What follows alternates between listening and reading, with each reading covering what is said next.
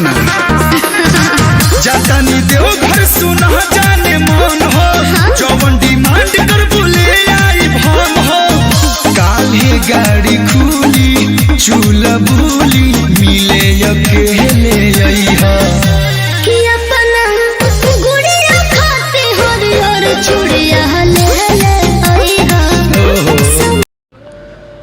नमस्कार, प्रणाम। आप देख रहे हैं यस न्यूज़ बिहार।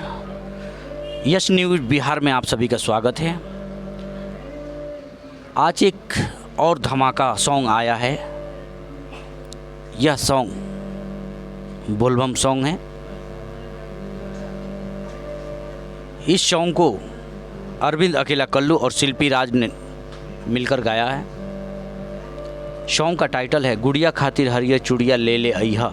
जी हाँ, गुड़िया खातिर हरिहर चूड़िया ले ले अइहा। इस गाने का राइटर अखिलेश कश्यप और म्यूजिक तेजस्वी पाठक जी हैं। यह सॉन्ग अन्नपूर्णा फिल्म पर रिलीज किया गया है। तो आप लोग अन्नपूर्णा फिल्म पर जाइए और इस गाने को ढेर सारा प्यार दुलार दीजिए।